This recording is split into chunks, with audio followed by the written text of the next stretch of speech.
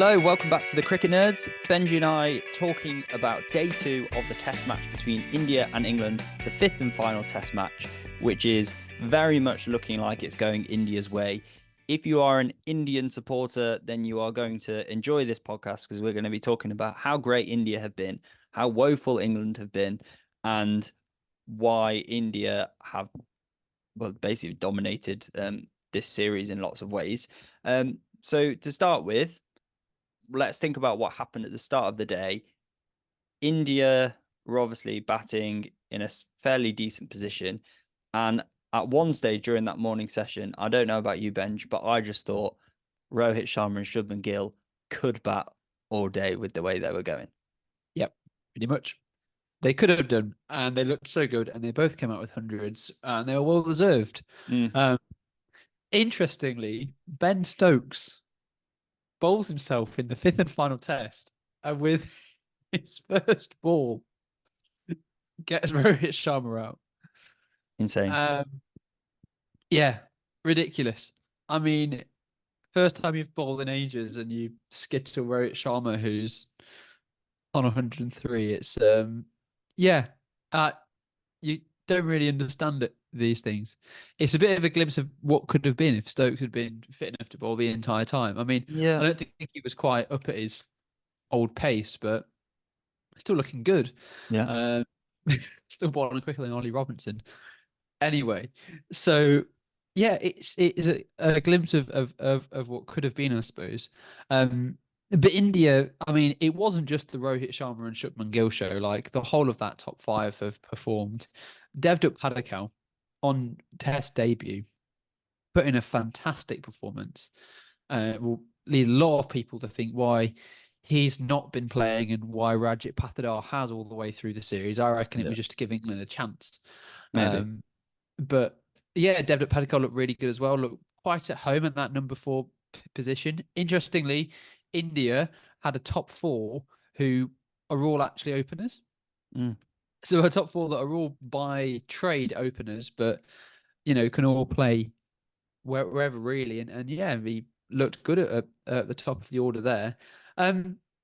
So yeah, it was just an interesting day of cricket, to be honest. I think England were just battered into oblivion, I reckon, by the Indian batters. It was quite brutal, wasn't it? It was, yeah. Yeah, especially in that morning session when Rohit Sharma and Shubman Gill at some stage were going like 5.5 and over. They were taking a liking to Bashir, who I thought continued to show a lot of heart. It was the same yesterday when Yashasvi Jaiswal was batting against Bashir. And yeah, it was hard to watch from an England point of view, but it was very impressive. I mean, India are in this situation where they've already won the series. They've got nothing to lose.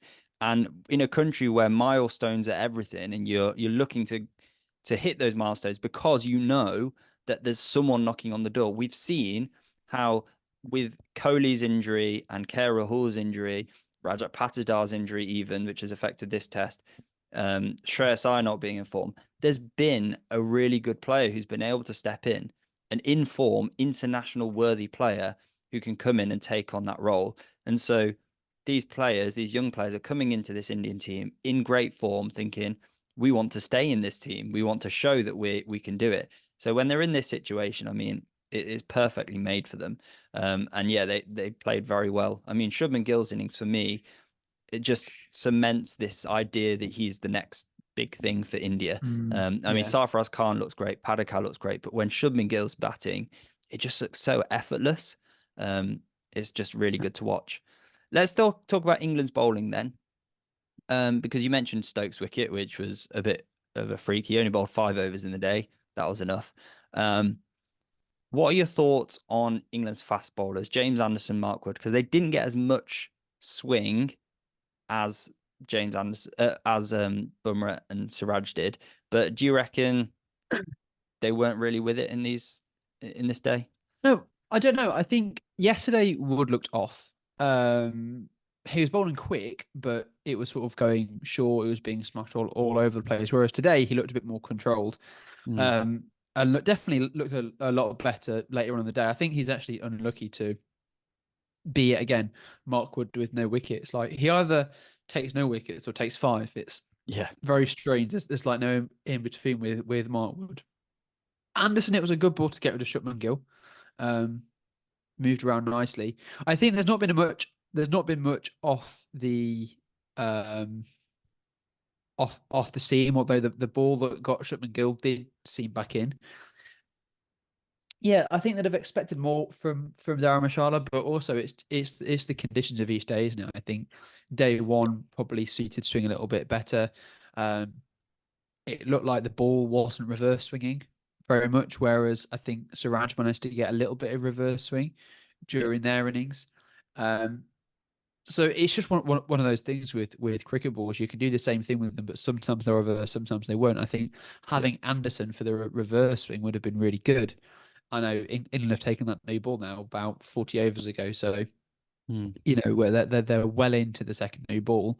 Um, but yeah, the seamers quieter than expected at Dharamshala, considering the last first class match to take place there, all wickets were taken from spin and taken from seam, Yeah. and in the first innings, all 10 were from spin. So, yeah, it's hasn't played quite how anyone expected it really. I think Shah Bashir again bowled really well Yeah. Really good. and Yeah. really showed his skills. I mean, Sarfaraz Khan was a bit unfortunate just to chop one into Joe Root's hands. The Mm. ball to get rid of Dev Padikar was really good, and he'd bowled quite well to Jurv Jarrell to get him finally a bit frustrated to Sky One to Ben Duckett. So Yeah. I think he's again has bowled really well, and the spinners are really showing their stuff. I think they're really showing that grit. I mean, they've been asked to bowl a lot of overs. I think between them, they've bowled 80 plus overs between Mm. Hartley and Bashir. So they've showed a lot of grit and put a lot of miles in.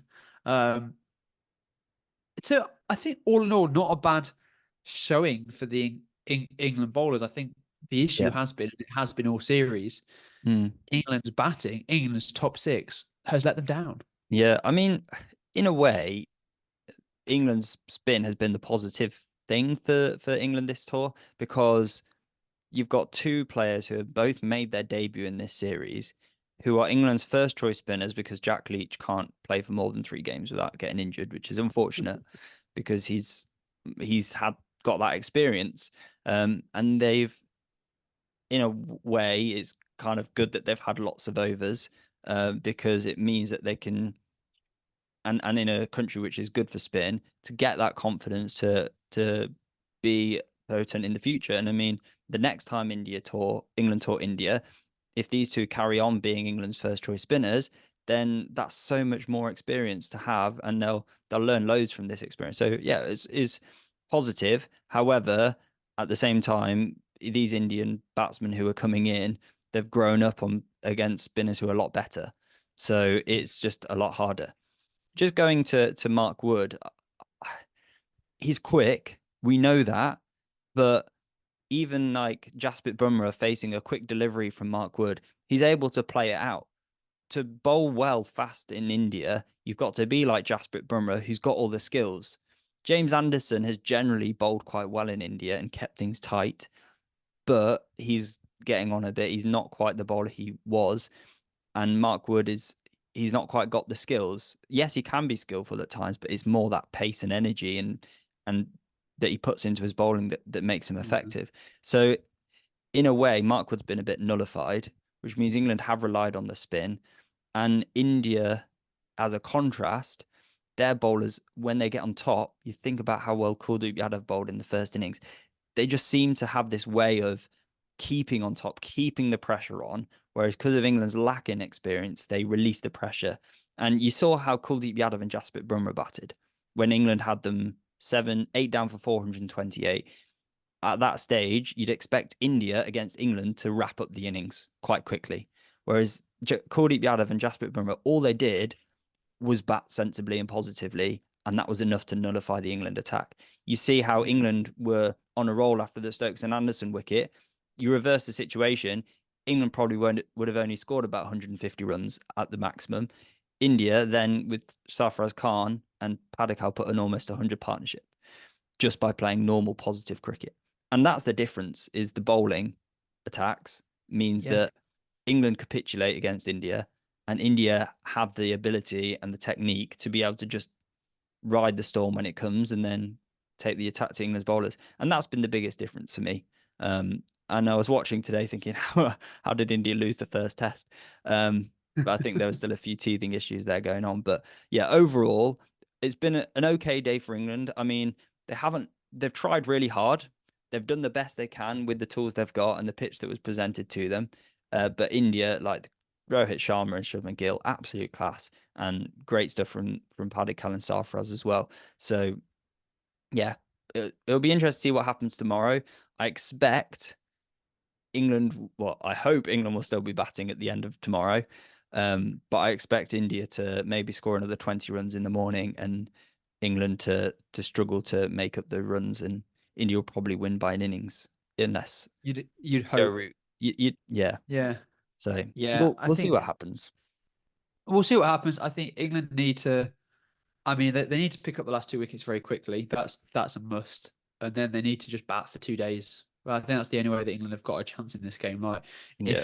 if England's top six can do something like India's top six have done, and all of them score 50s or hundreds, then yeah, it'll be great. Yeah. Do I see it happening? Not No, not not a at all. chance. I expect actually that by the time I wake up and watch the game tomorrow, that England will be about 150 for 7, Yeah. and Gonna wake India up to will Ashwin still, bowling with 20 men round the bat. Well, it feels like yeah, 20 men round the bat. Yeah. yeah, and Yeah. India will have like a 320 lead. That's the Yeah. type of, no, maybe not that. Maybe they'll get to a 280 tops.